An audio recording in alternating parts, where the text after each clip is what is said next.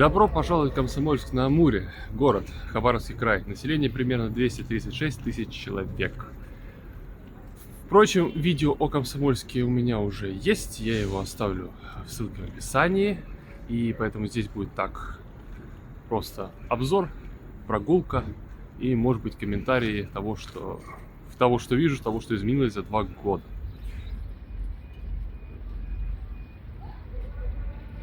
Разъезд Комсомольск-на-Амуре 2 – это 3812 километр БАМа. Комсомольск-1 находится на тупиковой линии, и это 3818 километр. С одной стороны БАМ идет в сторону Тынды, с другой стороны через мост в сторону Советской гавани, в сторону Банина, Советской гавани, там уже на паром и на Сахалин. В третью сторону идет соединительная линия с Транссибирской магистралью через Волочаевку.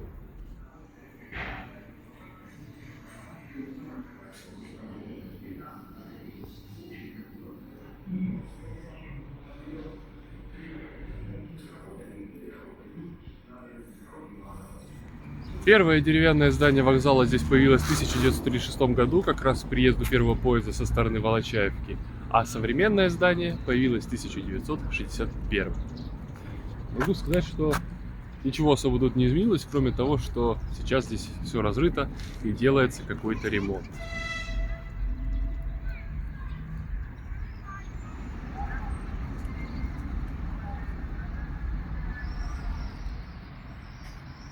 Проспект Первостроителей – главная и самая широкая улица города, длиной 3 километра 400 метров. Начинается у железнодорожного вокзала и заканчивается своей пешеходной частью у памятника первостроителям у реки Амур. Первоначально с 1950 по 1965 назывался Красный проспект, по 1975 – Амурский проспект.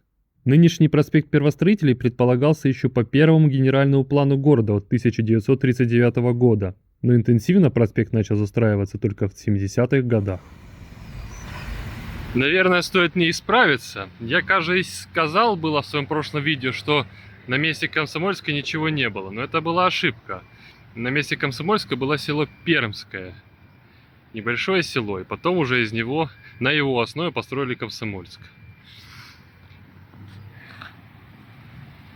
И вот такой вот чудный перекресток с такими вот геометрическими прекрасными домами, уже советской постройки, конечно же. Николай Алексеевич Островский и библиотека его именем, названная на фоне.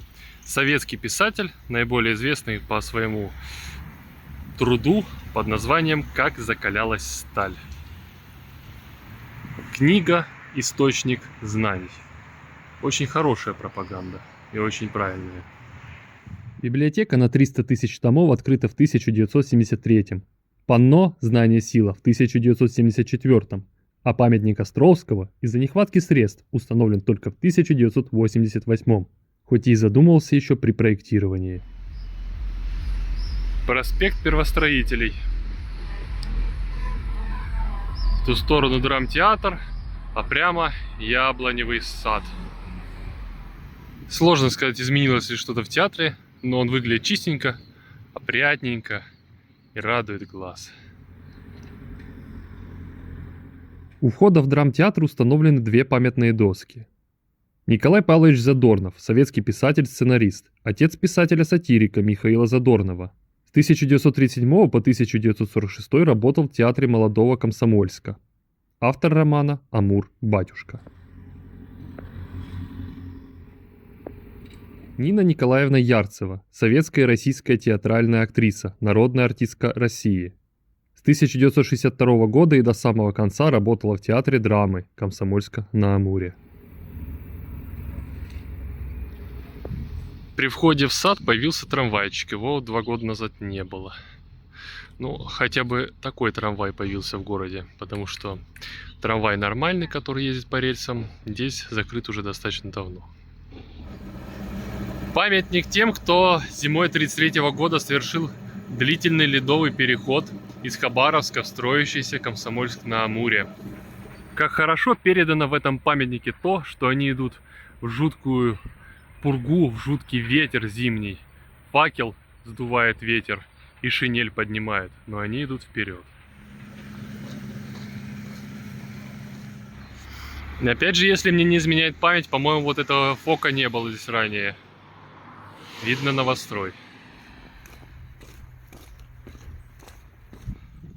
Памятник первостроителям. Сколько эмоций на лицах разных. И людей разных. И шли строить новый город.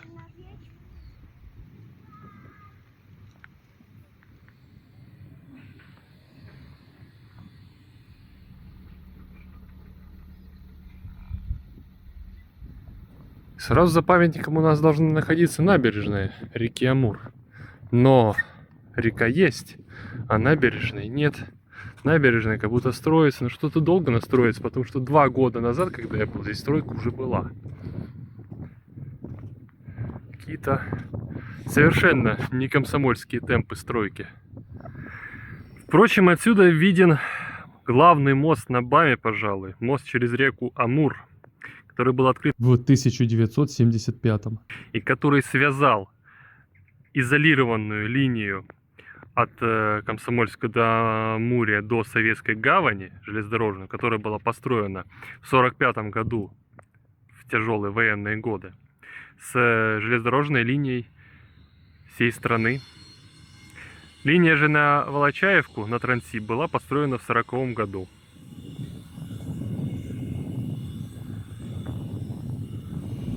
Любопытный фонтан со львами. Фонтан, правда, сейчас законсервирован, что ли. Прямо даже в полиэтилен упакован. Но я больше хочу обратить внимание на столб с часами. Опять же, часы есть, но время показывают и правильное, так еще и разное.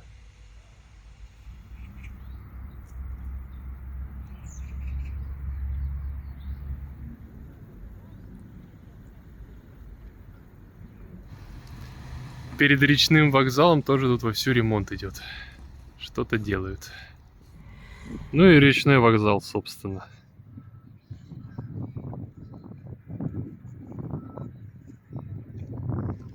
Ладно, реабилитировано немного. Здесь точно была стройка 2 года назад. И как видно, здесь она закончилась. В всяком случае, здесь. Впрочем, с той стороны, в районе речного вокзала, как раз таки осталась старая набережная.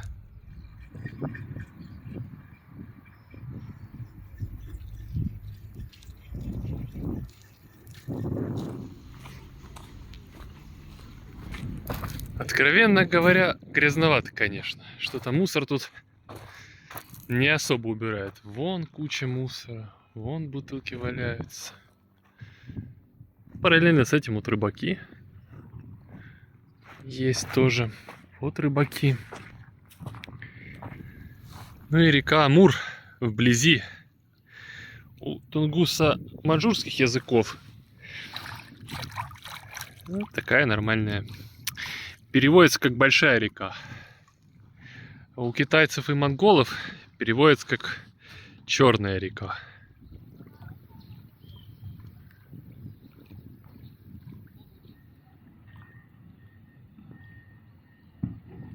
Я, конечно, превращаюсь в какого-то критика-урбаниста, чего я крайне не хочу. Но набережную-то построили. Но почему за ней следят? Пожалуйста, трава растет и не вырывается, хотя должна убираться. Плитка немножечко тоже ходуном пошла. Пока не критично, конечно. Со временем, я надеюсь, они хотя бы будут следить за набережной.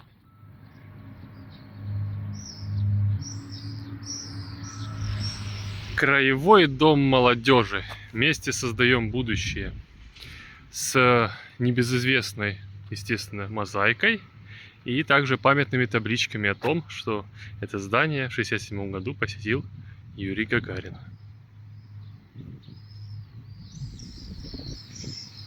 Гагарин не просто посетил, а открыл первый в стране дом молодежи.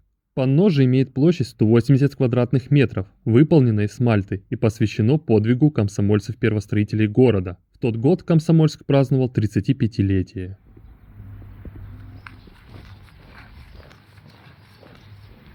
Комсомольцам 30-х годов. И по факту получается у меня сейчас такой же маршрут, как и 2 года назад. Но ничего.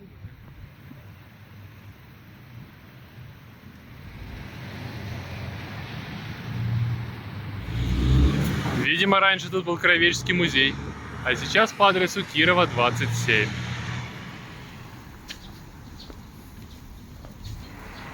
Гостиница «Амур», которую построили в свое время японские военнопленные.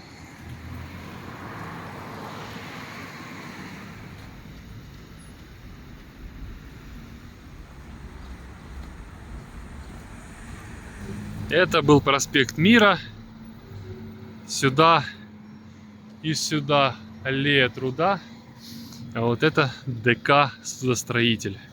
Дворец культуры начали строить в 1939-м. Ему не помешала даже война, и его закончили в 1944-м. В конце 60-х, начале 70-х было расширение, и дворец приобрел современный вид. Тогда же были созданы на фасадах панно «Знания» и «Спорт».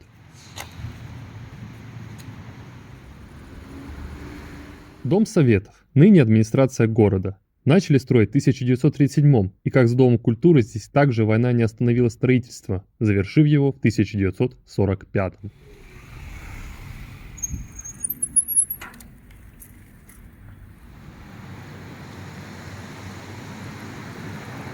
В прошлый раз были, но мимо таких вещей невозможно пройти.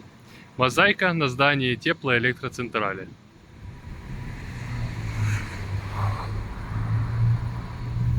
Ну и сама ТЭЦ находится около территории Амурского судостроительного завода. Сейчас завод вполне себе строит надводные боевые корабли, и гражданские суда немножечко строит. В прошлом строил подводные лодки, и дизель-электрические, и атомные подводные лодки. Включен в санкции США и некоторых других стран, что почетно, наверное. Транспортное кольцо и памятник Сергею Мироновичу Кирову, русскому революционеру и политическому государственному деятелю. А вон там Краеведческий музей.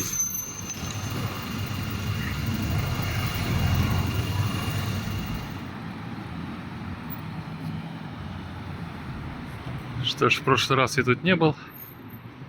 Думаю, стоит посетить. Экспозиция Краеведческого музея города начала создаваться параллельно самому городу, поэтому они фактически ровесники. Музей за свою историю несколько раз переезжал. С 2013 года занимает здание бывшего первого кинотеатра города. Имеет несколько залов. Первым встречает зал археологии, этнографии и природы Преамурья. Первые русские первопроходцы в Преамурье появились еще в середине 17 века, но тогда земли по итогу Нерчинского договора отошли Цинской империи. Второй раз попытка пробиться к Преамурью была принята в 1850-е годы генерал-губернатором Восточной Сибири Николаем Николаевичем Муравьевым. Как итог, Айгунский договор, русское Преамурье, Муравьев получает титул граф Амурский. Дальний восток России и сейчас мало заселен, а в те времена места были совершенно дикие, непроходимые, но богатые пушным зверем, в том числе и амурским тигром, находящийся ныне в Красной книге, но тем не менее периодически утаскивающий людей в тайгу. Среди коренного малочисленного населения можно выделить нанайцев, орочей, удыгейцев, эвенков, маньчжурцев, ульчей, нивхей, следы влияния которых наиболее наблюдаются в местной топонимии. Среди нанайского народа выделяется Панкса Константинович Келе, советский нанайский поэт и этнограф. Прошел Великую Отечественную войну, после работал в строительстве, вышел на пенсию, начал собирать фольклор, переносить письменный вид правила нанайских игр, танцев. Воссоздал национальные музыкальные инструменты, игрушки, украшения, бытовые предметы и занялся поэзией. Далее отдельный презентационный зал, в котором фотографии города, подарки городу. Но есть отдельный стенд Валерию Викторовичу Рюмину. Уроженец Комсомольска-на-Амуре, советский и российский космонавт. Дважды Герой Советского Союза, трижды летал в космос на кораблях серии «Союз» и один раз на американском корабле «Дискавери». На месте Комсомольска-на-Амуре с 1860 года существовало село Пермское или же Пермское на Амуре, свидетельство которого могла бы быть церковь во имя святого пророка Илии и Иоанна Златоуста, к сожалению снесенной в 1960-х. На втором этаже находится зал истории города Комсомольска-на-Амуре. Город начал строиться с 1932 года и тут же встречает картина с митингом по этому поводу.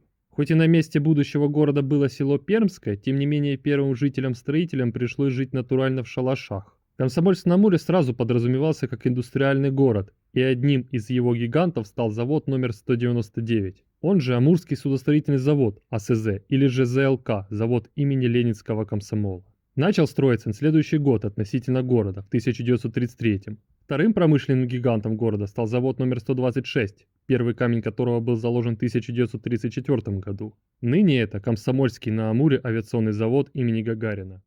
Хоть город строили комсомольцы, вольнонаемные, но людей не хватало, поэтому еще в 1933 году прибыли и первые заключенные. Тем не менее, город строился, заводы строились, население росло. Благосостояние увеличивалось, и уже начали возникать потребности в легкой промышленности, уюте, красоте. И страна тогда становилась действительно оплотом мира и процветания. И как немое эхо, трамвай в память о закрытой системе по маршруту Комсомольск, светлое будущее. И одной из дорог будущее стал возрожденный в 70-х годах БАМ, начавшись тут с открытия моста через Амур, а до этого еще в 30-х с небольшого деревянного вокзала с линией на Волочаевку.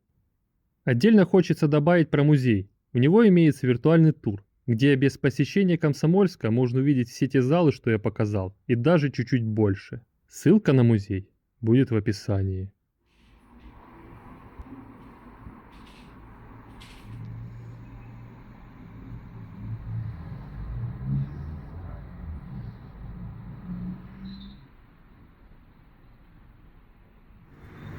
Хороший, интересный музейчик, я вам скажу. Но что я могу еще добавить? Я призываю вас, если я где-то сказал бред, а такое случается, то я призываю в комментариях этот бред исправлять, дополнять и говорить, что тут я ошибся, тут я не прав. К примеру, я, насколько помню, в прошлом видео про Комсомольск что-то сказал, что церквей здесь, в Комсомольске, до того, как вот построили та, которая сейчас, не было.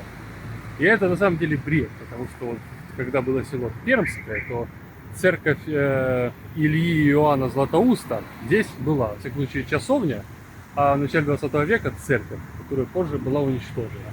Вот. Поэтому это вот первый бред, который я вот точно сказал неправильно. Наверняка, я думаю, те, кто знаком с историей получше, чем я, смогут рассказать поболее и более точно. И это касается не только Комсомольска, а вообще всех видео в принципе. Будем становиться более грамотными все вместе.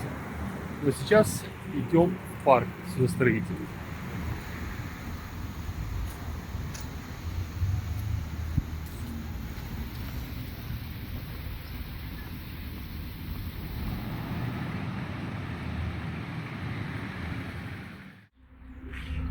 Новый день в таком весьма атмосферном дворике. Ну и можно прогуляться и посмотреть дальше город.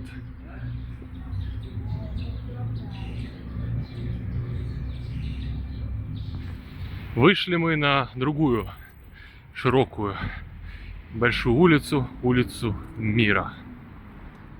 Решение о строительстве проспекта было принято в 1940-м, и тогда у него было иное название – проспект Сталина, и с таким названием он просуществовал до середины 50-х годов. И в отличие от проспекта Первостроителей, который начал застраиваться только в 70-х, проспект Мира начали застраивать тогда же, в 40-х, и только война его затормозила, но не остановила. Проектированием и строительством занимался Амурлак, то есть строили заключенные, а после войны еще и японские военнопленные. Дома возводились в соответствии с духом времени в стиле сталинского ампира. Это значит богатые украшения лепниной, это значит подобие дворцов для народа, олицетворение величия новой социалистической эпохи. Алексей Петрович Моресьев, советский военный летчик-истребитель, герой Советского Союза. Является прототипом главного героя книги «Повесть о настоящем человеке». В 1934 был направлен в Комсомольск на строительство авиационного завода. Здесь же занимался в аэроклубе. С начала войны сбил 3, по другим данным 4 самолета, а потом и сам был сбит. С перебитыми ступнями 18 суток через болото полз к своим. Ампутировали обе ноги в области голени. Восстановление, протезы и его требование вернуть его в небо. И его вернули, и он сбил еще 7 самолетов.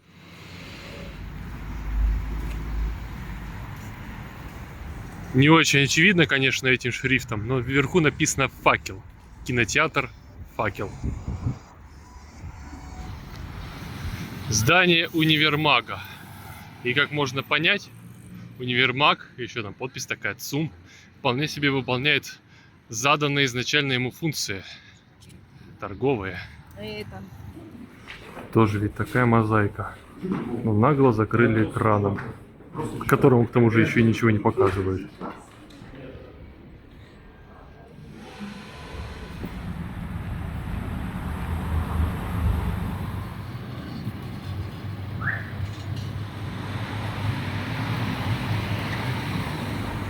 Ремонт. Мира осталось где-то там. А в ту сторону теперь Комсомольское шоссе. Только я немного погорячился. Это пока что проспект Ленина, который чуть позже перетечет в Комсомольское шоссе.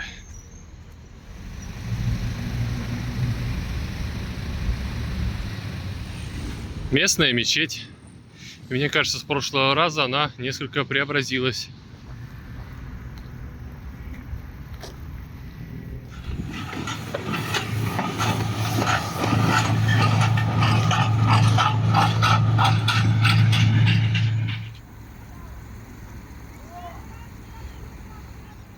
Река Силенка, которая делит город на две части. В прошлый раз я был на той стороне, но сейчас на той стороне какой-то прям ремонт, стройка происходит. Видимо, набережную делают. Это очень хорошо, очень неплохо. Кстати, не нашел значение слова Силенка, поэтому если кто-то знает этимологию, тоже попрошу написать комментарии.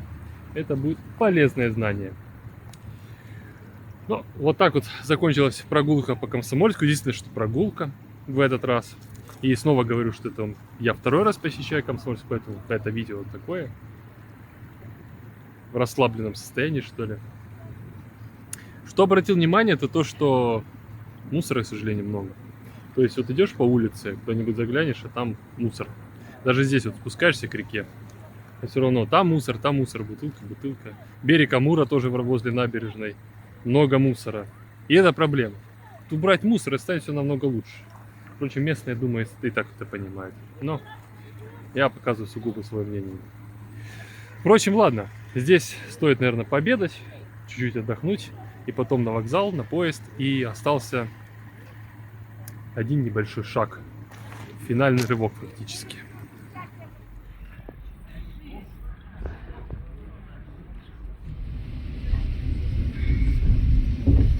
Мостовой переход через Амур возле Комсомольска на Амуре.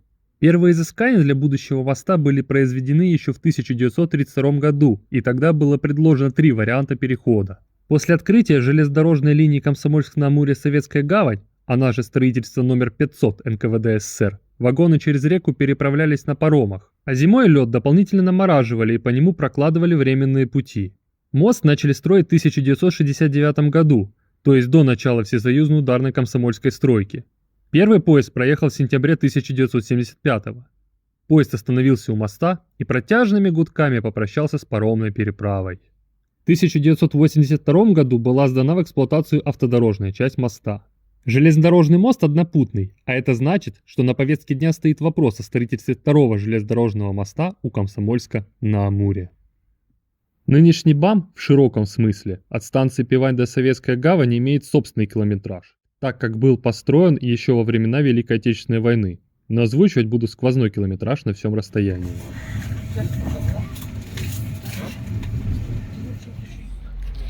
Село Селихино, население около 3500 человек. Первые поселенцы будущего села тут появились в 1947 году, когда Амурлак сдал линию Комсомольск-Советская гавань Министерству путей и сообщений. Тогда же появилась и первая станция. Село же было основано в 1948 году. Село Селихино стало отправной точкой для строительства железной дороги на Сахалин в 1950-53 годах. Тогда же была построена станция Селихин-2. Нынешняя станция Селихин тогда называлась Селихин-1. Железнодорожную линию тогда успели построить только до села Черный мыс, а насыпь до поселка Решающий, и до 1999 года линия была действующей до поселка Ягодный. Поселок и станция названы по реке Селихин, этимология до конца не ясна. В районе расположения села жили разные национальности – китайцы, орочи, нанайцы. По одной версии от орочского – это дьявольская яма, по другой – возможно от нанайского – летняя кита. Станция Селихин – это 3888 километр БАМа.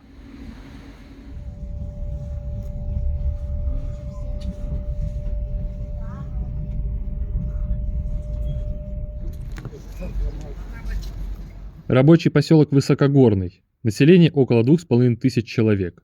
Поселок основан в 1943 году как станция Мули. В 1949 году станция преобразована в рабочий поселок Мули. В 1955 рабочий поселок переименован в Высокогорный.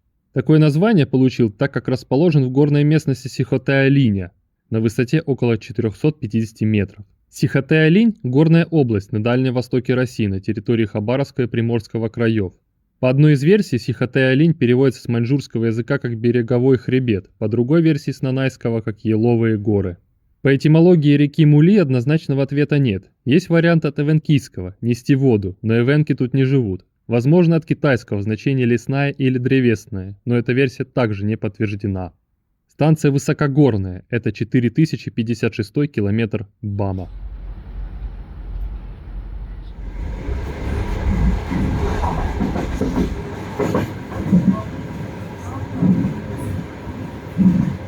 Село Тулучи. Население около 400 человек. В начале 20 века на месте села было поселение нанайцев и орочей. В 1947 была основана станция Тулучи. Этот год считается датой основания села. Село находится в небольшой долине Сихотэ-Алиня, на вершинах которого начинается река Тулучи, которая здесь впадает в реку Тумнин. По реке село и получило свое название. Тулучи по этимологии возможно от орочского – поставить сетку, ловушку, или от нанайского – промысел мелкого зверя с помощью ловушки. Возможно, это связано с тем, что орочи и нанайцы в здешних местах занимались охотой и рыбалкой.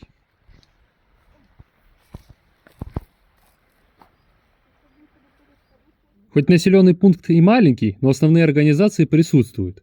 Администрация, почта, здание бывшей АТС, сейчас здесь церковь, дом культуры и библиотека в одном из бывших зданий детского садика. Детский сад продолжает существовать, но на меньшее количество детей. К 9 мая в 2023 году был открыт скромный памятник.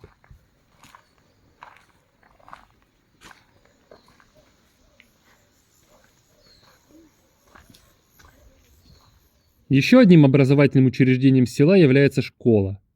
Первый прообраз школы появился сразу же в 1948 году. Тогда в бараке силами 2 учителей открылась первая малокомплектная школа. В этой школе одновременно занимались ученики с 1 по 4 классы. Первую школу открыли в 1964 году, и она была начальной. Средние и старшие классы учились в Высокогорном. В 1971 открылась новая школа, которая с некоторыми изменениями и расширениями существует и по сей день.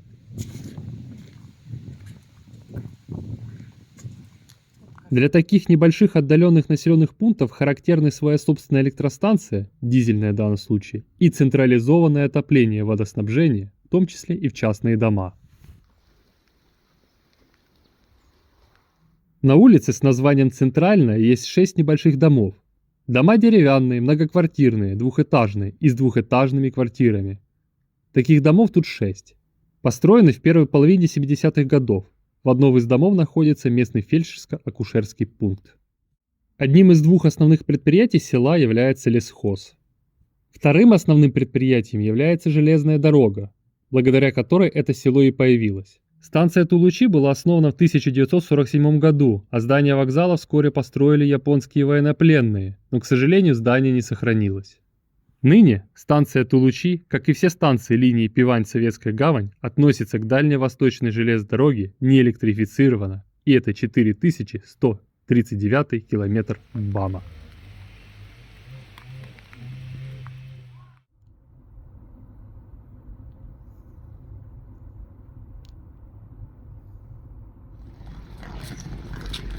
Поселок Тумнин. Население около 800 человек. Тумнин основан в 1945 году как станция. В 1947 получил статус поселка. Стоит на одноименной реке Тумнин, по которой и был назван. Тумнин с орочского означает многоводная, полноводная. В 10 километрах от железнодорожной станции находятся несколько санаториев, в том числе принадлежащий РЖД «Горячий ключ», построен в 1987 году, с термальными источниками радоновых вод. Наличие этих санаториев и турбаз качественно отличает Тумнин от иных близлежащих населенных пунктов. Станция Тумнин – это 4176 километр БАМа.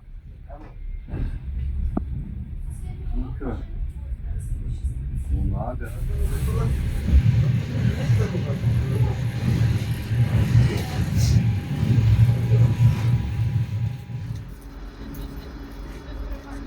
Село Усько-Орочское. Население около 500 человек. Основано еще в 1897 году как Орочское стойбище и является одним из старейших национальных сел Ванинского района. По основной версии, его первым жителем стал некий Осип Акунка, в просторечии Оська, что трансформировалось Уська и стало орочским названием села. С 1936 называлось Усть-Орочи, с 1986 село называется Усько-Орочское. 22 июня 1945 года открылось железнодорожное движение. Тогда же открылась станция, которая ныне, после переименования села, носит название Усть-Орочи. И это 4216 километр БАМа.